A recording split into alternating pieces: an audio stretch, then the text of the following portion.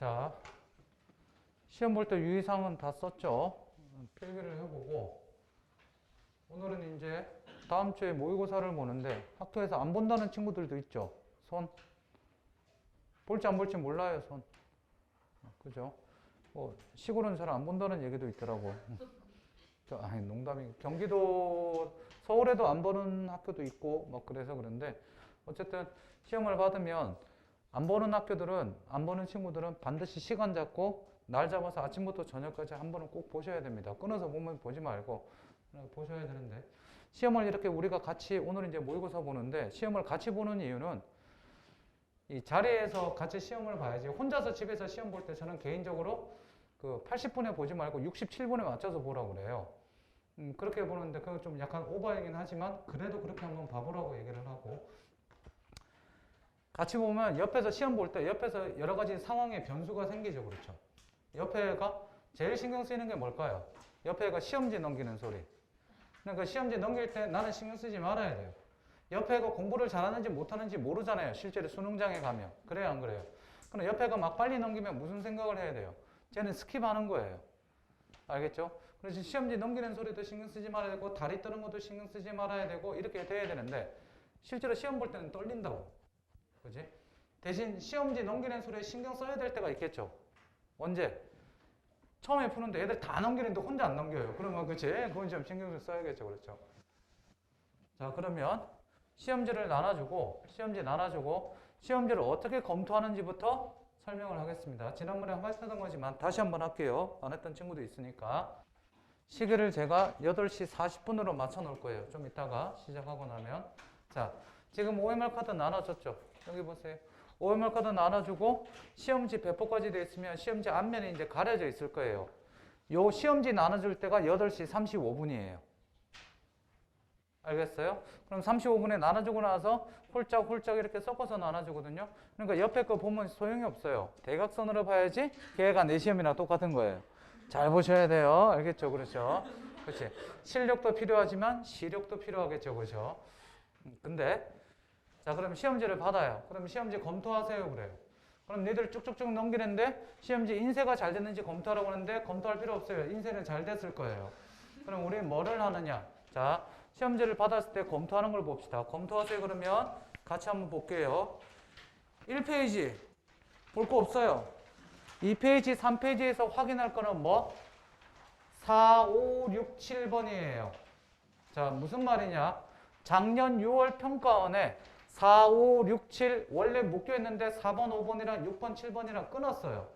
그래서 올해 다시 나누나 싶었더니 구평이랑 수능에서는 다시 묶었어요. 그러니까 그게 끊기느냐 나누느냐 그거 정도만 보시면 돼요. 여기서는 어때요? 묶이죠. 그렇죠? 그 다음 8번, 9번, 10번 그냥 그렇고 11번, 12번 신경 써서 한번 봐야겠죠. 왜? 여기서는 소위 말하는 독서 설명이 나오는 거죠. 그렇죠? 겁먹을 필요 없어요. 미리 어렵다고. 다음 6페이지를 봤더니 독서가 나오고 내문항이 나오는데 뭐 부동산 나오는데 뭐 어려울까 싶어요. 그러다가 이제 7페이지 문학부터 잘 봐야겠죠. 저랑 같이 넘기세요. 7페이지 보시면 윤손도의 오후갑니다. 아는 작품이죠. 중학교 때 배운 건. 자, 아는 사람 손. 아는 사람 3명. 자, 모르는 작품이네요. 8페이지 나를 봤더니 채수의 석가산 폭포기. 역시 모르는 작품이군요. 그러다가 25에서 29번 봤더니 피아노 뭐 나오고 그러는데 5문항이 나왔네. 뭐 그런가 보다 그래요. 그러다가 11페이지 소설을 봤더니 박완서 선생의 부끄러움을 가르칩니다. 모르죠? 그죠? 부끄럽죠? 그죠? 그러다가 매화전 12페이지, 13페이지 고전소설 나왔는데 매화전이 나왔어요. 이건 먹는 건가? 뭐 이런 생각이 들죠. 매화로 만든 전이 아니죠. 넘기지 마세요. 13페이지까지 딱 보고 나서 드는 생각은 뭘까요? 아, 아는 작품이 없구나, 잣됐구나 이런 생각이 들어요. 그러다가 14, 15를 봤더니 헐, 정말? 그죠? 아, 딱 보는 순간 무슨 생각이 들어요?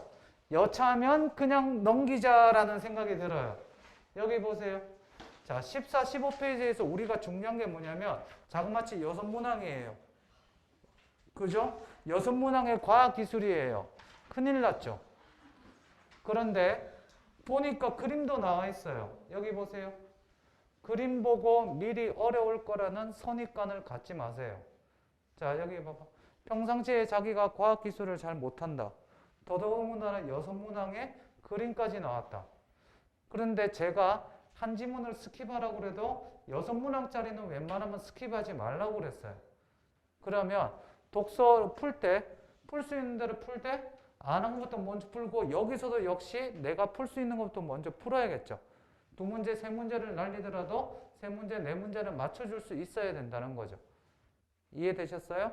한번 생각해 보시고 읽어보세요. 선입관대로 움직이지 말고 읽어보면 첫 번째 문단을 딱 읽어보면 뭐가 들려요? 마음의 소리가 들려요. 계속 풀면 너는 끝장이다. 뭐 이런 생각이. 그러면 넘기시면 돼요. 마지막 현대시가 나왔는데 조지훈의 산상의 노래, 김지아의 무화과. 아는 작품이 하나도 없어요. 그죠? 자, 여기 봅시다. 그러면 제가 시험을 시작하면 시험을 보다가 화작문을 대부분 제일 먼저 볼 거예요. 그래요, 안 그래요? 화작문을 제일 먼저 보면 화작문을 딱 보다가 갑자기 집중이 안 될 때가 있어요. 예를 들어서 맨 앞에 뭐라고 돼 있어요? 진행자, 여러분 안녕하세요? 그랬는데 나는 과연 안녕한가? 막 이런 생각이 들어요. 그럼 이런 생각이 들면 지금 내가 뭐 하는 거예요? 잡생각이 드는 거죠. 그래, 안 그래? 내가 과연 안녕하지 못한 거 아닐까? 막 이런 생각이 들어요. 그러면 그럴 때는 어떻게? 자, 화작 딱 읽었는데 집중이 안 돼. 어떻게 할래? 여기 보세요. 화작을 딱 읽었는데 집중이 안 돼. 2, 3번. 자, 수능에서 1번부터 10번까지는 평균 정답률이 90% 이상이에요. 1번부터 10번 사이에 틀리면 진짜 거미줄에 목매달고 죽어야 돼요. 거미줄에 목매달면 안 죽어요. 그랬더니 어떤 놈이 선생님 스파이더맨 줄이면 죽는데요. 할 말이 없다. 아, 정말. 자, 1번에서 10번까지는 무슨 말이냐면 정답률이 되게 높으니까 조금만 집중하면 점수를 쉽게 딸 수 있다는 거예요. 그런데 거기서 집중이 안 되면 어떻게 해야 된다?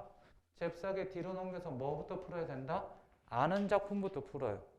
근데 지금 봤더니 아는 게 없어요. 그럼 어떻게 돼요? 평소 자신이 있는 것부터 풀어야 돼요. 현대소설, 현대시, 고전시. 근데 평소 자신 있는 게 없어요. 잣됐죠. 그죠? 그러면 뭐를 하느냐? 최후의 보루에는 뭐를 보면 되느냐? 현대소설이나 고전소설을 읽으세요. 왜? 이야기, 기왕이면 좀 더 고전소설을 추천합니다. 고전소설이 인물만 많이 안 나오면 얘기식으로 쭉 읽혀요. 그러다 보니까 집중이 쉽게 됩니다. 그러고 난 다음에 집중을 한 다음에 다시 화작문을 푸는 거예요. 알겠어요? 자, 그 다음 하나 더. 여기 보세요. 문법 5문항 중에서 1번부터 15번 중에서 오답률이 제일 높은 한 문항이 있죠. 뭐? 1번부터 5번 사이에 3점짜리 하나, 6번부터 10번 사이에 3점짜리 하나, 11번부터 15번 사이에 3점짜리 하나가 나와요. 3점짜리가 나왔을 때 화작보다는 문법에서 킬러 문제가 보통 한 문제에서 2문항이 나와요. 이거를 얼마나 맞히느냐예요. 그럼 내가 실제로 수능장에 가서는 문법 화작문 1번부터 15번 사이에 1개 정도 틀린다고 생각을 하고 시작을 해야 되는 거예요. 알겠어요? 문법 어려운 거 나왔을 때 붙잡고 느려지지 말라는 얘기예요. 이해됐네? 그래서 제가 그때도 얘기했지만 아는 것부터 먼저 푸는 거예요. 자, 지금 이렇게 시험 운영 능력을, 방법을 설명하는 이유는 내가 평상시에 80개를 알면 점수도 80점이 나와야 되는데 점수는 실제로 그만큼 못 나와요. 그거를 끌어올리자는 거예요. 평상시에 80점 나오는데 이 방법을 통해서 90점 나온다. 그런 방법 있으면 저 좀 가르쳐 주세요. 진짜 대치동가서 한 달에 수강료 500만 원씩 받아도 될 것 같아요. 야, 니네 같은 거 들을래 안 들을래? 한 달만 들으면 점수가 10점이 오릅니다. 나 같으면 할래. 누가 돈 주면 하겠죠. 그죠? 자, 명심하시고 생각하시고 그러고 보셔야 돼요. 알겠어요? 자, 준비합시다. 시험지 보시면 안 돼요. 자, 이렇게 OMR 카드 옆에 냅두고 저거 냅두고 컴사 없는 친구들은 컴사 대신 형광펜으로 OMR 카드 하셔도 돼요. 제가 오늘은 저기니까 5분 전에 이 알람 맞춰놓고 음악 소리 살짝 들리거나 아니면 5분 전에 제가 멘트를 해드릴게요. 마킹 하시라고. 마킹 꼭 하셔야 됩니다. 알겠습니까? 시험 보는 날 그냥 들고 가버려요. 시험 보는 날 종딱 치면 치라고 있죠. 그냥 들고 가버리고 찢어버립니다. 왜 치래 이 새끼야 그러고 막 찢어버려. 그러면 안 되니까 평상시에도 연습하시고 딱딱딱 시간 맞춰서 보는 연습합니다. 지금 시간이 8시, 수능으로 따지면 8시 37분이에요. 38분이나 시험지 받고 그 다음 2, 3분 동안 할 게 없어요. 그냥 멍하니 앉아 있어야 돼요. 시험지 표지는 시험이 시작되기 전에 표지를 넘기지 마시오. 그 표지 있고요. 필적 확인란이 앞에 있어요. 그러면 어떻게 멀뚱멀뚱 앉아서 감독관이 아무 말도 안 해요. 그러면 이거 쳐다보고 있어야 돼요. 눈싸움 하든지. 그죠? 자, 지금부터 1분간 아무 짓도 하지 않겠습니다. 그리고 시험을 시작하겠습니다. 자, 오늘 숙제입니다. 많아요.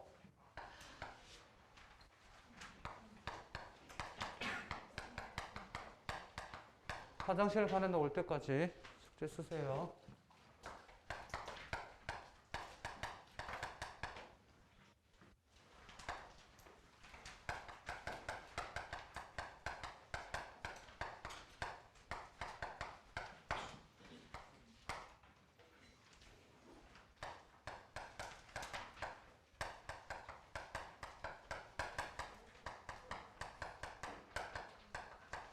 쓰세요.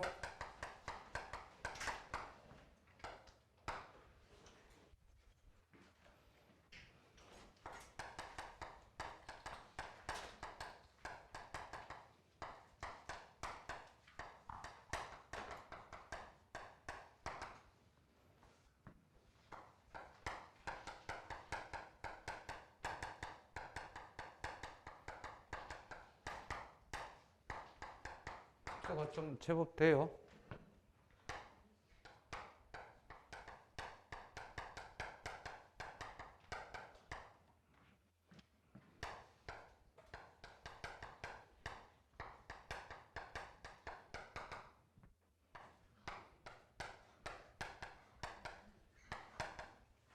많아 보이지만 별로 안 많아요.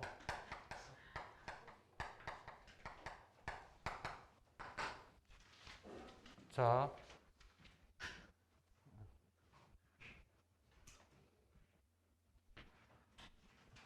숙제예요. 쓰세요.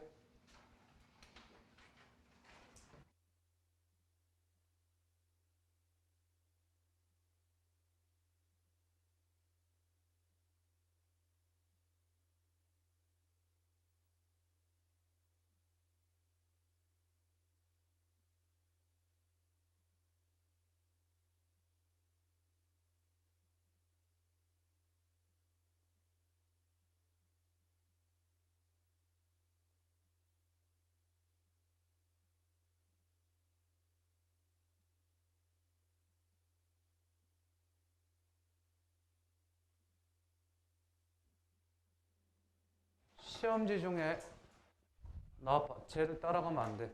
일로 와. 그래. 일로 와.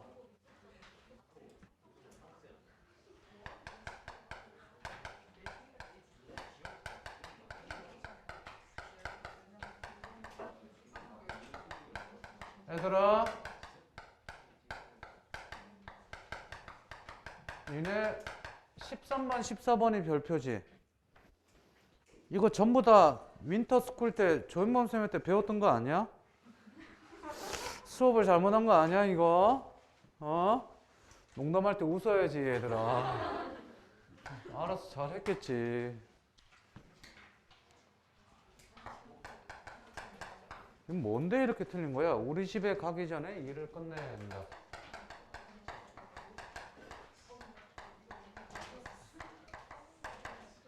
이거 저기잖아.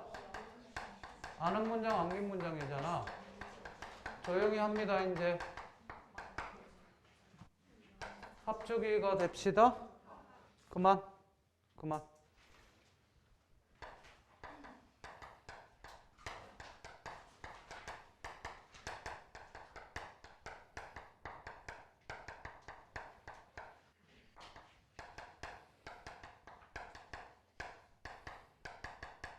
맞나요, 이거?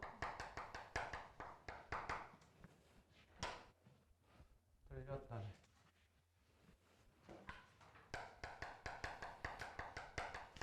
아이고. 잘 보세요. 제가 그냥 해볼게요. 밑에 선지 안 보고. 영수는 수업이 끝나기만 간절히 끝나겠다. 영수가 기다렸죠. 수업이 끝난다. 수업이 끝나기 만이죠. 끝나기 만이니까 기의 동그라미죠. 기로 끝났으니까 얘는 무슨 절이에요? 명사절이죠. 됐지? 자, 여기 봅시다. 주목. 명사절은요. 명사절은 아다시피 배웠을 거예요. 복습을 해봅시다. 문장 내에서 무슨 역할을 해요? 주로 무슨 역할? 주어와 목적어 역할을 해요. 그러면서도 무슨 역할도 하죠? 관형어와 부사 역할을 해요, 못해요? 칠판. 관형어와 부사 역할을 해요, 못해요? 명사절은? 대답은 안 해. 해요, 못해요? 왜 형을 형이라 부르지 못하고 아버지를 아버지라 부르? 아, 이게 아닌가? 하니 못하니? 뭐 대답하기 싫으면 수화로 하셔도 돼요. 아니, 해 못해, 진짜로. 관형어 부사 역할도 하죠. 역할도 해요. 칠판 보세요. 영수는 수업이 끝나기만 기다렸다. 얘는 뭐예요? 품사가 만. 품사가 뭐예요? 조사 중에서 보조사죠. 보조사는 뭐로 바꿀 수 있어요? 조사로 바꿔서 문장 성분. 얘를 봐라.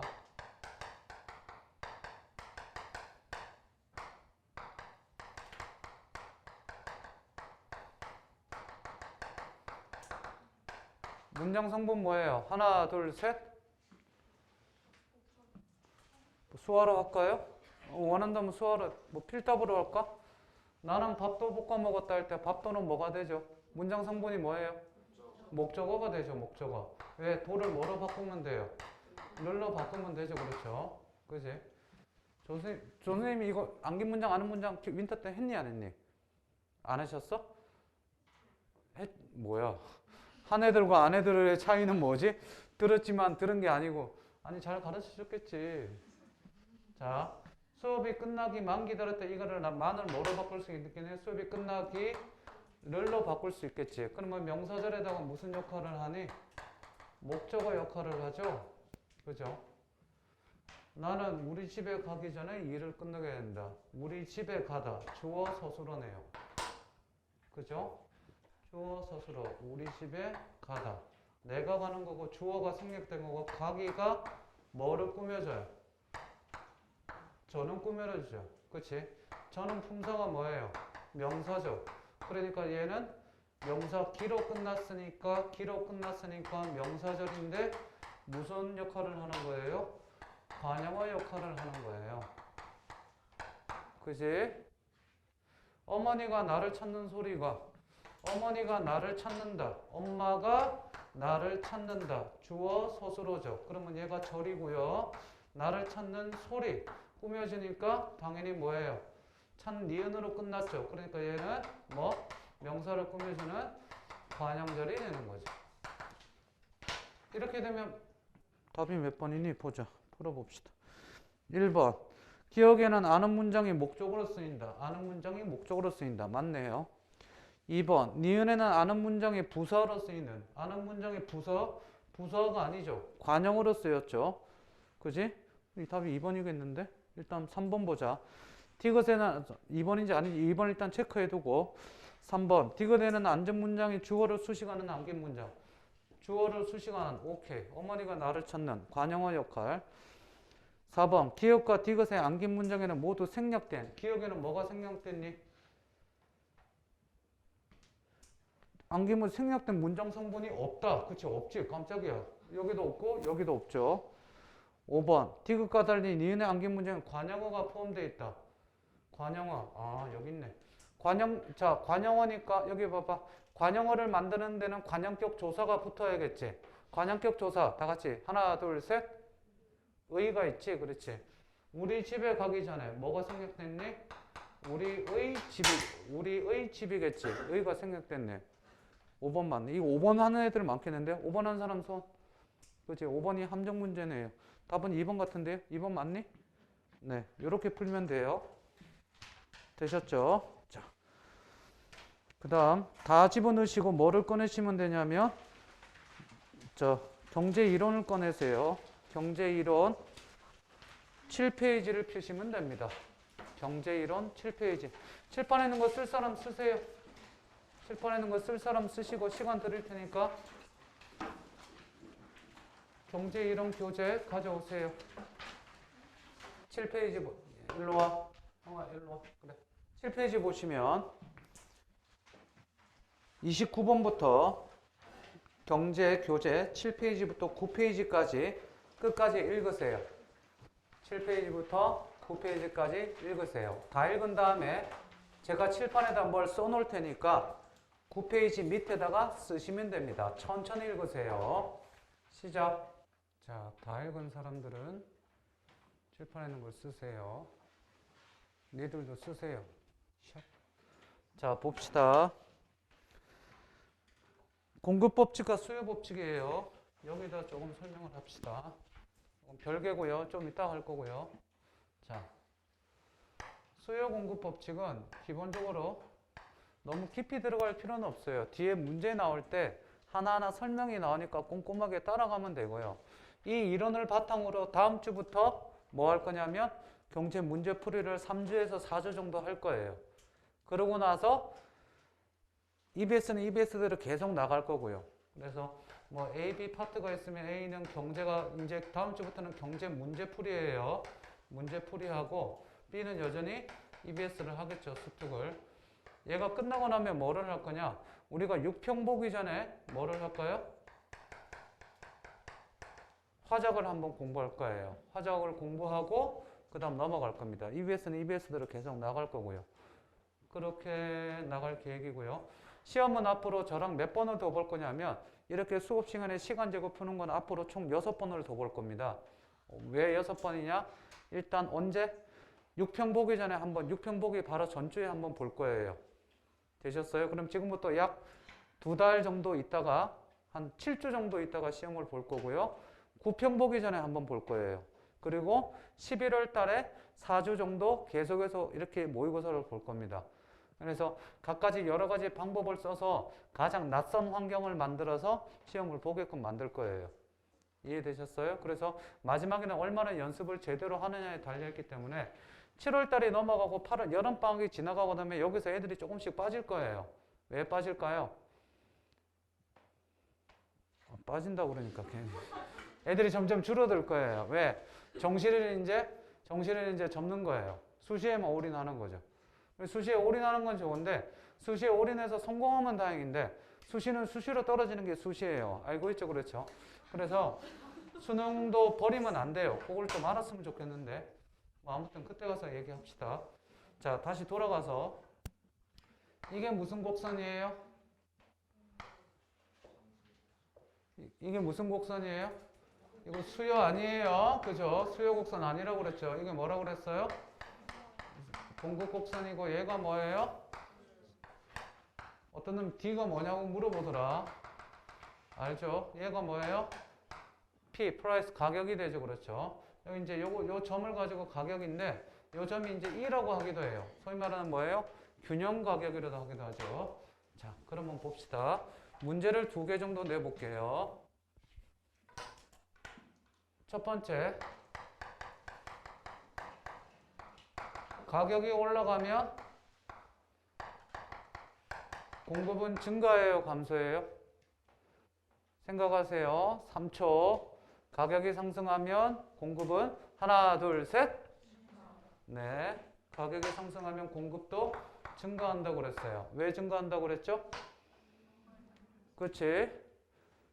올랐을 때 많이 팔려고 그러죠. 그렇죠. 그 다음 보세요. 공급이 증가하면 가격은 어떻게 돼요? 생각하시고 공급이 증가하면 가격은 어떻게 되는지 생각하시고 하나, 둘, 셋. 올라가요? 내려가요? 공급이 증가하면 가격은 어떻게 돼요?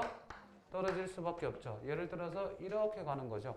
그러면 가격이 어떻게 돼요? 떨어지게 되죠. 되셨어요? 다음 하나 더 합니다. 이거부터 하자. 가격이 떨어지면 수요는 어떻게 될까요? 생각하세요. 가격이 하락하면 수요는 어떻게 될까? 하나, 둘, 셋. 증가해요, 감소해요? 야, 값이 싸지면 니네 많이 사니 안 사니? 많이 사죠, 그렇죠? 다음 어구부츠 아시죠? 어구부츠 요즘은 잘 안 씻죠? 옛날에 한 10년, 15년 전에 어구부츠가 유행했었을 때 장난 아니었었어요. 다 그랬는데 막 그때 당시 가격으로 막 가격이 막 8만 원, 10만 원까지 올라가고 지하상가에서 5천 원에 처음에 나왔을 때 만 원 정도 팔다가 어구부츠 유행하니까 12,000원, 15,000원, 2만 원 막 쭉쭉쭉 올라갑니다. 가끔 가다가 노란색 어구부츠 말고 여자들이 가끔 가다가 까만색 좀 나는 달라. 그리고 까만색 어구부츠 신는데 그 잘못 신으면 영의정 되죠. 그렇죠? 마마 뭐 이렇게 되는데 아무튼 그게 올라가다가 한 4, 5년 지나고 나서 어떻게 돼? 유행이 끝나고 나니까 강남역에서 5,000원에 팔더라고. 5,000원에 막. 자, 보세요. 그 다음 수요가 증가하면 가격은 어떻게 돼요? 수요가 증가하면 가격은 어떻게 될까요? 떨어질까요? 올라갈까요? 하나, 둘, 셋. 하나, 둘, 셋. 상승, 하강. 하나, 둘, 셋. 그치? 사람들이 많이 쓰면 살려고 하면 가격은 올라가게 되어 있습니다. 이게 기본적인 수요 공급 법칙이에요. 알겠어요? 간략하게 좀 써두세요. 간략하게 써두시고 이제 정말 어려운 오늘 배울 것이 제일 중요한 환율로 넘어가겠습니다. 일단 쓰세요. 이거 보는 니들도 쓰시고. 자, 환율 보겠습니다. 1달러를 가지고 1,000원이다. 외국 돈을 가지고 우리나라로 바꾸는 그 비율을 가지고 환율이라고 그러죠. 그렇지? 자, 그럼 여기 보세요. 1,000원에서 1,200원으로 바뀌었어요. 환율이 상승한 거예요? 환율이 떨어진 거예요? 자, 전부 다 손 이렇게 해봐. 이거 해봐. 오랜만에 한번 하자. 이렇게 하세요. 오른손이든 왼손이든 상관없어. 농담 아니야? 해봐. 자, 환율이 올라갔으면 이렇게. 환율이 떨어졌으면 다이. 잘 모르겠거든. 이렇게 하면 되겠죠. 그렇죠? 그지? 올라갔으면 이런 거 아니에요. 안 돼요. 자, 해봅시다. 하나, 둘, 셋.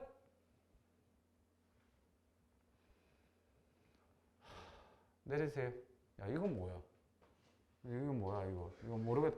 이거 답이 상승이에요, 그러면 이렇게 하는 거야? 이거 아니.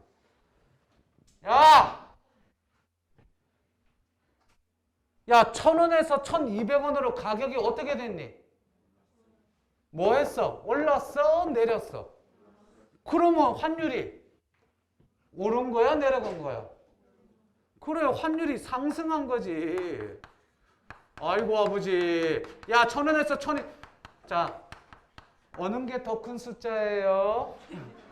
1,000과 1,200 중에서 어린이 여러분, 자, 이거 초등학교 3학년 때 배워요. 더 큰 숫자 이렇게 하고, 그지? 정확하게 알아요. 왜? 그죠? 환율이 상승한 거예요. 그럼 물어봅시다. 얘는 환율이 상승한 거였어요. 원화 가치는요? 원화 가치가 상승한 거예요. 원화 가치가 하락한 거예요. 하나, 둘, 셋. 원화 가치가 떨어지게 된 거죠. 그러면 이걸 가지고 우리는 평가절상이라고 그래요. 평가절하라고 그래요. 평가 읽었잖아, 얘들아. 내가 니네한테 처음 물어보는 게 아니잖아. 읽으라고 했었잖아. 평가절상, 평가절하. 절하가 되죠.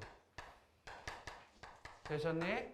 자, 그러면 칠판을 보시면 제가 지금 환율 상승에 따른 문제를 내놨어요. 환율이 상승했다고 가정하고 1,000원에서 1,200원으로 갔다고 가정하고 이러면 거의 난리 납니다. 경제. 환율이 1,000원에서 만약에 2,000원으로 갔다. 국가 부도예요. 아무튼 진짜로 장난 아니에요. IMF 때 1999원까지 갔었죠. 환율이. 자, 이렇게 됐었을 때 1, 2, 3, 4, 5, 6, 7에 답을 한번 표시해 보세요. 생각하시고. 시작. 환율이 상승했을 때 어떻게 되는지 연필로 표시해 보세요.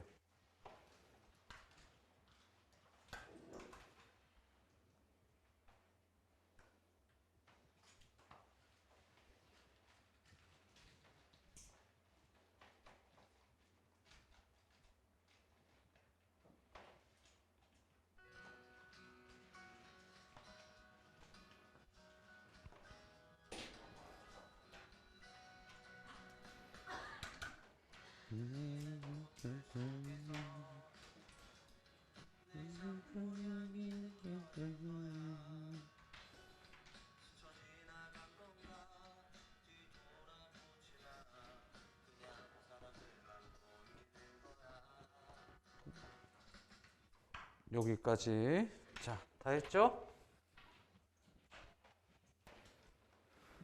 해봅시다, 다 같이. 파란 분필이.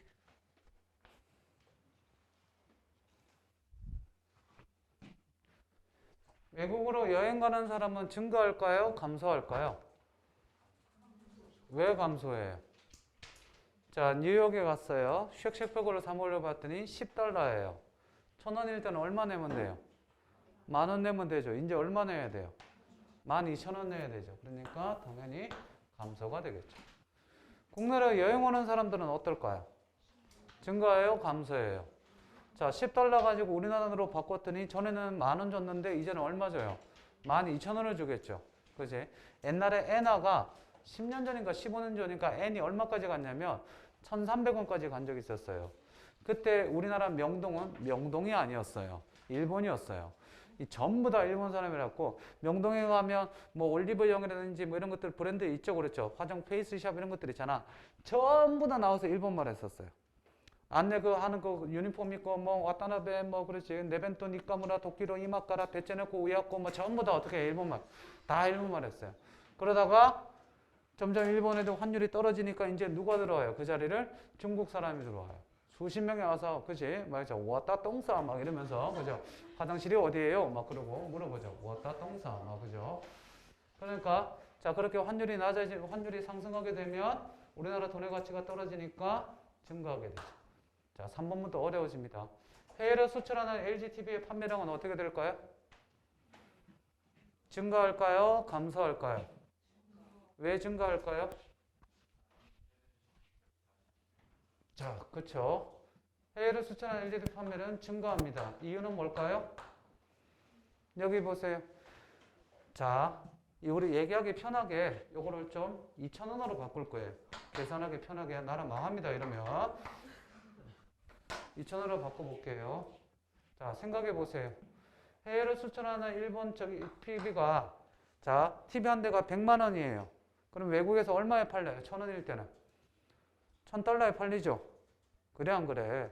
그런데 100만 원인데 했어요. 그럼 얼마나 주고 얘들이 사갈까요? 달러로.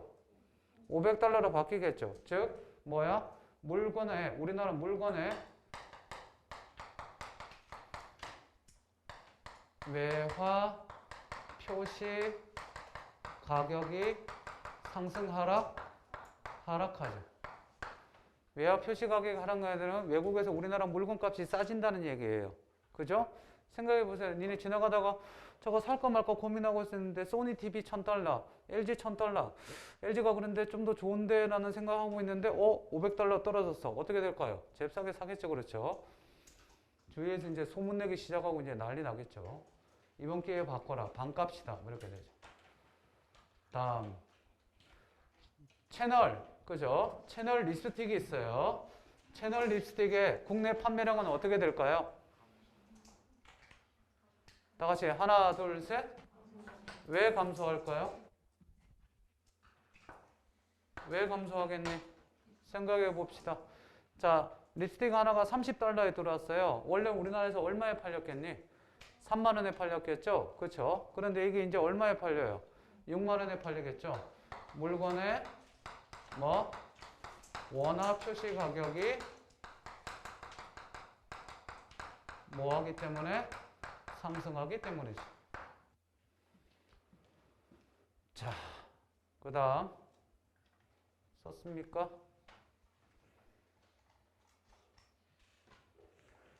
국내 물가는 어떨까요? 얘들아, 국내 물가는 상승할까? 하락할까?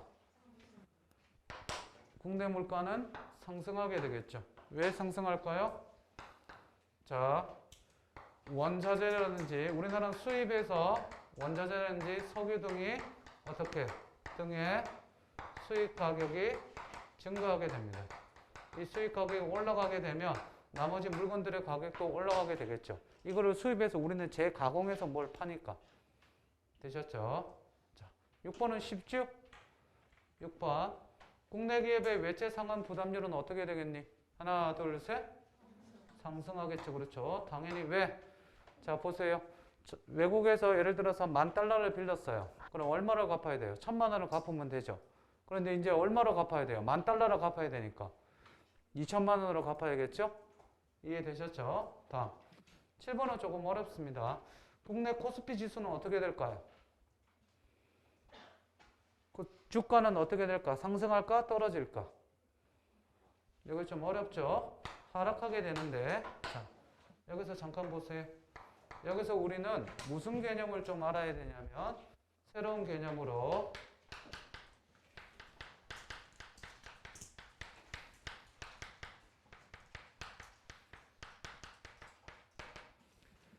자, 환차익이 있고 환차손이 있어요. 환차익은 뭘까요? 환율로 인해서 뭐를 얻는 거겠니? 이익이겠니? 손해겠니? 환차익은 이익이 되겠죠. 환차손은 뭐예요? 환율로 인해서 손해를 입는 걸 가지고 환차손이라고 그래요. 되셨어요? 자, 그러면 잘 보세요. 주가가 왜 떨어지는지 설명을 좀 할게요. 외국 애들이 우리나라 금융시장에 가지고 있는 우리나라 그 주가라든지 굉장히 많이 가지고 있어요. 자, S전자가 있다고 칩시다. S전자가 있는데 지금 현재 주가가 5만 원 정도인데 우리 계산하기 좀 편하게 얘를 10,000원이라고 쳐보세요. S전자 주가가 10,000원이에요. 됐지? 그런데 외국인이 얘를 몇 주를 가지고 있냐면 1,000주를 가지고 있어요. 그러면 외국 따라 와서 샀을 때 얼마에 샀을까요? $10,000에 샀겠죠? 이해되니? 자, 잘 봐봐. $10,000에 10,000원짜리 주가를 1,000주를 가지고 있는 거예요. 뭐, 맞나? 단위를 좀 더 작게 할까? 100주로 갑시다. 10,000원에 100주니까 어떻게 되니? 100만 원이지? 100만 원에 100만 원인데 이 100만 원이라는 돈을 달러로 했겠죠. 그렇죠? 그러니까 달러는 얼마예요? 100만 원이니까 $1,000가 되겠죠. 자, $1,000가 있는데 환율이 떨어져요. 2,000원으로 떨어져요. 환율이 상승해요. 떨어지는 게 아니라 2,000원으로 올라와 버리면 내 이거 달러를 사놨어. 이미 갖고 있어. 근데 이걸 어떻게 돼? 팔았더니 어떻게 돼? 다시 사올 때 그대로 가져오니 $500만 가져오니 500달러만 가져오겠지? 그래 안 그래? 환율이 2,000원 올랐으니까. 그러니까 얘는 어떻게 될까? 빨리 팔아야겠지. 그치? 그러니까 빨리 가지고 있는 주식을 빨리 팔려고 하는 거야. 문제는 뭐냐면 환율이 1,000원인데 2,000원까지 가는 건 국가 부도고 이건 비상사태고 1,000원에서 예를 들어서 1,030원으로 에게 얼마 올랐어? 30원 올라. 환율 30원 오르면 하루 만에 30원 오르면 주가 난리 난다. 왜? 환율이 오를 것 같지? 30원으로 오르지. 외환 보유고가 적다거나 뭐 이런 식으로 해서 얼마 전에 이제 저기 뭐니 코로나 때문에 망가졌을 때 미국이랑 통화 스와프 600억 체결하고 그랬지. 통화 스와프가 있는데 우리 돈을 언제로 달러로 바꿀 수 있는 걸 스왑이라고 그래. 뭐 아무튼 30원 이게 몇 프로야? 3% 올랐지? 그치? 그러면 난리가 난다. 왜 난리가 나냐면 생각해봐. 외국 애들이 이때 코로나 때 그때부터 2월달 3월달부터 언제까지? 그저께까지 하루에 거의 8천억에서 1조를 매도했어. 1조에 3% 얼마니? 300억이야. 야, 애들아, 선생님 저 10,000원 있는데 3% 이자 주시면 안 돼요? 3% 이자 줄게. 얼마면? 300원 주지. 1조야 1조. 그런데 그렇게 40일을 팔았어. 41에 1조를 팔면 얼마니? 40조지? 40조 곱하기 3% 해봐. 1조 2천억이야. 빨리 팔아야 될까 안 팔아야 될까? 있는 주식 빨리 처분해야겠지. 왜? 계속 갖고 있다가 올라오면 다행이지만 안 올라오면 지들 돈이 묶여버리잖아. 좀 이따가 설명해야 될 기회비용을 날리게 되지. 이 돈으로 다른 데서 돌려갖고 돈을 더 벌 수 있을 거 아니야. 이해됩니까? 그러니까 빨리 파는 거예요. 있는 외국 애들이 있는 주식 그냥 쏟아냅니다. 빨리 팔라고. 그러면 그걸 파는 사람이 있으면 누가 있어야 돼? 사는 사람이 있어야겠지. 그런데 개미들이라든지 국내 개미들이라든지 국내 기관들이 그걸 안 살려고 그래. 왜? 계속 더 떨어질 것 같으니까. 니네 더 떨어질 것 같으면 살래 안 살래? 완전히 떨어질 때까지 기다리겠지. 그러니까 안 팔리니까 어떻게 돼? 가격을 더 낮추는 거예요. 그러니까 주가는 어떻게 된다? 하락하게 되는 거예요.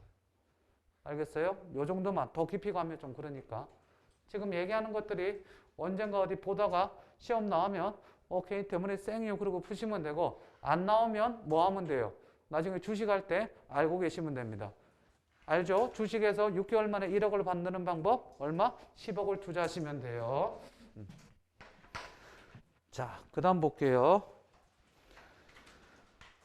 기회비용 봅시다. 35번에 그래서 8페이지에 35번에는 별표를 좀 쳐두시고요.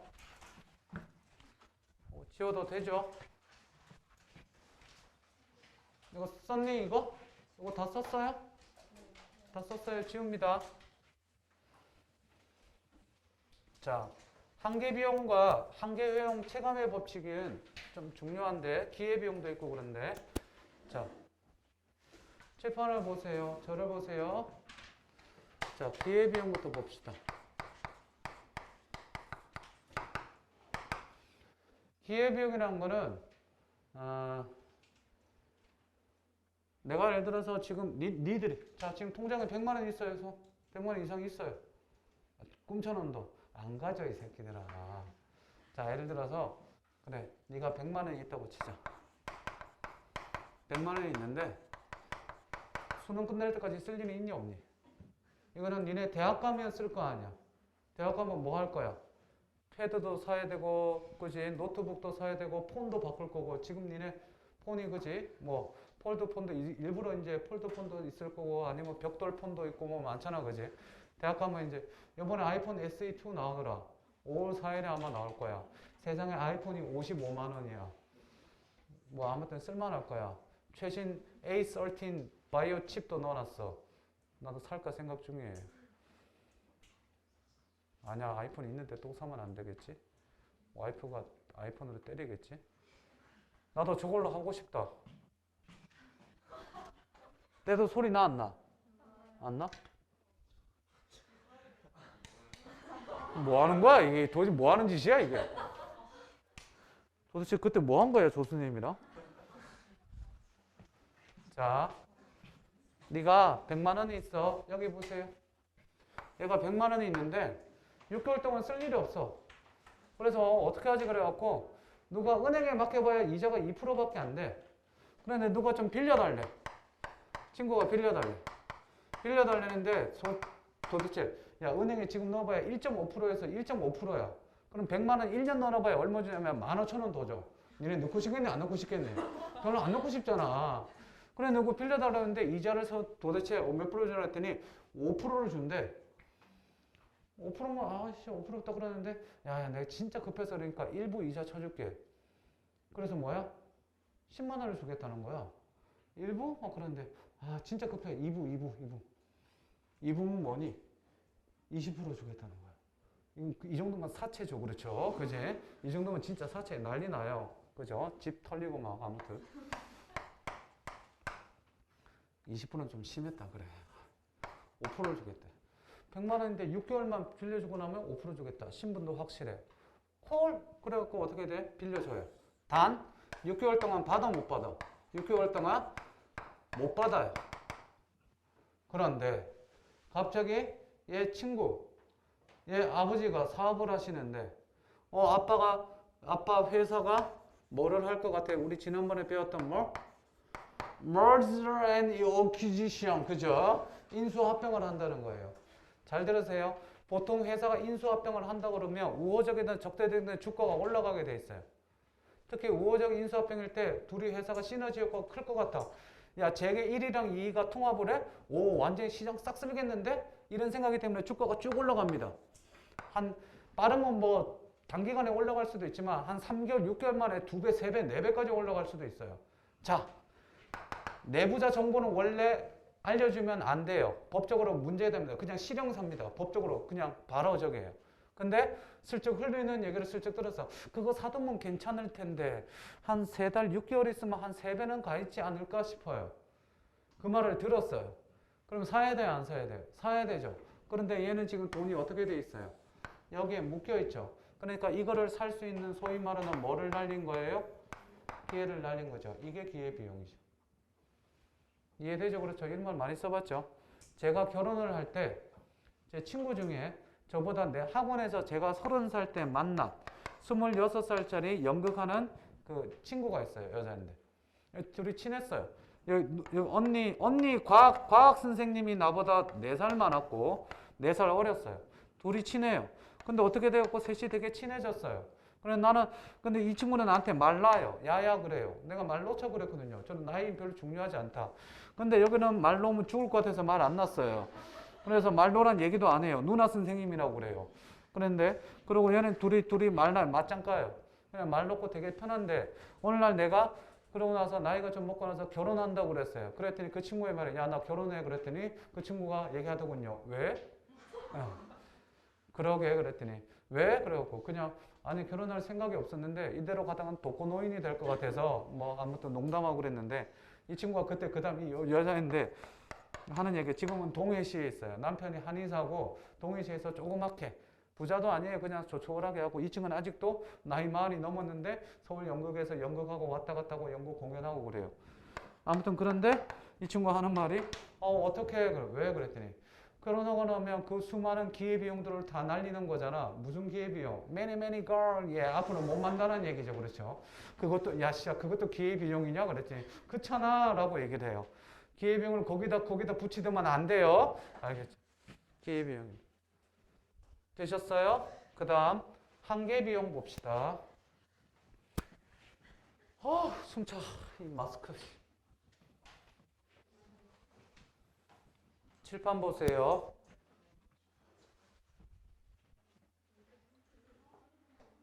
몇 분이야?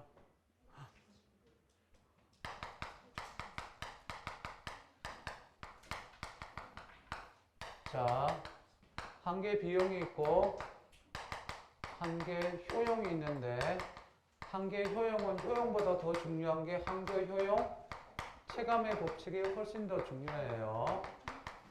자, 동시에 설명을 갈 테니까 조금만 집중합시다. 자, 보세요. 한계 비용이라는 거는 재화를 한 단위 증가시킬 때 하게 되는 그런 비용이에요. 이러면 말이 어려우니까 자, 보세요. 우리가 볼펜 한 자루를 만든다고 합시다. 볼펜 한 자루를 만들 때 드는 비용이 일단 제일 처음에 볼펜 만들려면 뭐가 있어야 될까요? 볼펜을 만드는 기계가 있어야겠죠. 그렇죠? 자, 기계가 있어요. 기계가 있어야 되는데 이게 예를 들어서 1000만 원이라고 칩시다. 만원 단위로 봐서 1000만 원이에요. 아니, 1000원 단위로 봐서 1000만 원이에요. 됐어요? 1000만 원, 만원 단위로 1000만 원이에요. 근데 그냥 1000원으로 갑시다. 헷갈리니까 1000원. 그 다음 기계가 1000원이 있고 그 다음 뭐가 있냐면 재료값이 있죠. 재료값. 이 재료값이 얼마가 들어가냐면 하나당 10원이라고 칩시다. 계산하기 편하게. 단위를 너무 커지면 헷갈리니까. 됐어요? 자, 그러면 잘 보세요. 한 자루를 만들 때 드는 비용은 얼마예요? 총 비용은 얼마예요? 다음 자루당 비용이에요. 한 자루당 비용. 총 비용은 얼마예요? 1010원이겠죠. 그럼 한 자루 만드는데 드는 비용은 얼마예요? 여전히 1010원이겠죠. 이해되셨어요? 두 자루 가봅시다. 총 비용은 얼마니? 1020원이 되겠죠. 한 자루당 비용은 나누기 뭐를 해야 돼요? 여기다가 나누기 2를 하면 되니까 얼마예요? 510원이 되겠죠. 되셨나요? 보세요. 여기 보세요. 졸리냐? 세자로 볼게요. 세자로는 얼마예요? 1030원이죠. 나누기 뭐예요? 3이에요. 그러면 자료당 비용이 그냥 340원 정도로 갑시다. 그 정도 되지? 340원. 그 다음 하나만 더 할게요. 내자로 봅시다. 내자로 샀을 때는 1040원이죠. 나누기 뭐가 돼요? 4. 그럼 얼마 돼요? 이건 쉽다. 260원이죠. 그 다음 5자로, 6자로 해서 키자로까지 가겠죠. 그죠? 키자로 모르나? 여기 보세요. 얼마예요? 재활을 한 달이나 했을 때 증가하는 비용이 얼마예요? 500원. 500원입니다. 얼마예요? 170원. 맞죠? 덧셈 틀리면 얘기해 주세요. 80원. 보세요. 재활을 한 단위 증가시킬 때 드는 비용. 얘는 얼마? 500원. 170원. 점점 줄어들겠죠. 그지? 그렇지만 0에 수렴할까요? 못할까요? 0이 되는 안 되겠니? 0은 안 되겠죠. 왜? 뭐가 있으니까. 재료값이 있으니까. 이렇게 점점점 내려가는 걸 가지고 이거 뭐라고 그런다? 한계 비용이라고 합니다. 우리 뒤에 나서 28페이지에 문제 나오니까 그때 가서 다시 한번 하겠습니다. 되셨어요? 자, 마지막 하나 남았습니다. 정신 차리시고. 얘들아, 아까도 애들이 이렇게 시험 보고 나서 이렇게 수업하니까 애들이 많이 힘들어 하더라고. 지금 눈빛들이 빨리 안 끝내면 죽는다. 뭐 이런 눈빛이에요. 자, 다 끝났어요. 여기 보세요. 이거 쓸 시간 드릴게. 자, 한계 효용 체감의 법칙이에요. 자, 한계 효용. 한 개가 아니에요. 한 개가 아니죠. 그렇죠. 재활을 한 단위 증가시킬 때 뭐 하는? 얻게 되는 효과예요. 재활을 한 단위 증가시켰을 때 얻게 되는 효과 혹은 만족도가 있어요. 근데 그거는 계속해서 어떻게 된다? 떨어진다는 거예요. 자, 하겐다스 아이스크림 사주면 먹을 사람 지금 손. 자, 아니 이거 사주겠다는 얘기는 아니고 정말로 물어본 거예요. 대충 여기 보세요. 자, 내가 니들 사줬습니다. 자, 이게 양이고요. 이게 만족도예요. 잘 보세요. 하나 먹었어. 다 사줬어. 오케이, 먹자. 여기 27, 다 사줬어. 만족도 어떨까요? 굉장히 높겠죠. 이걸로 끝나면 다행이에요. 2개 또 줘요. 또 먹어라. 쌤 하나 더 먹어도 돼요? 먹어. 2개째 먹어요. 3개, 4개, 5, 6개쯤 먹는다고 생각해 보세요. 그때도 처음 먹었을 때만큼 만족도가 높을까요? 낮을까요? 만족도는 점점점 어떻게 될까요? 떨어지게 되겠죠. 9개째 강제로 먹는다고 생각하시면 만족도는 어떻게, 그렇죠? 만족도는 거의 마이너스 토하겠죠. 그렇죠? 이해되니? 그래서 한계효용 체감의 법칙이라는 게 있어요. 됐니? 이 한계효용은 제한을 먹었을 때 어떻게 이게 점점점 줄어든다는 거예요. 그럼 물어보겠습니다. 한계효용 체감의 법칙에 예외가 있습니다. 뭘까요? 어떤 놈 치킨이요 그러더라고. 치킨은 질리지 않는데요. 한계효용이 안 된대요. 야, 치킨 니네 프라이드 4마리째 먹는다고 생각해 보세요. 찌양이냐? 그죠? 안 되겠죠? 찌양은 그죠? 5개까지, 5마리까지 먹어봤다며. 놀랬어요.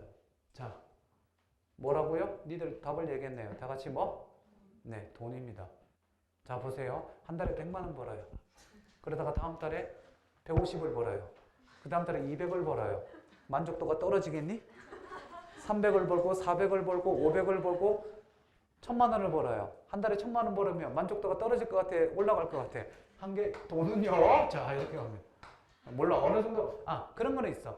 심리학 실험을 했을 때 월급을 얼마까지인가 600인가 500인가까지 받았을 때 그 다음부터 만족도는 거의 비슷해진다라고 얘기를 하는데 한 달에 니네 600 받았을 때는 6000 받았을 때 만족도는 같겠니? 다르겠니? 다르죠. 그죠? 말도 안 되는 그죠? 얘기를 하고 있습니다. 한계효용 체감의 법칙의 외에는 뭐다? 돈이다. 됐나요? 다음 마지막 빅맥지수. 이건 뭐예요? 빅맥지수는 맥도날드 빅맥을 가지고 뭐 하는 거예요? 경제를 평가하는, 물가를 평가하는 겁니다. 오늘 저녁에 집에 가실 때 빅맥 하나 드세요. 오늘 수업 여기까지 하겠습니다. 더 하고 싶은데 더 하면 니네가 나를 때리든지 그치? 둘 중에 하나일 것 같아요. 다음 주에 봅시다. 수고했습니다. 숙제 다 해오세요. 알겠어요? 고생했어요.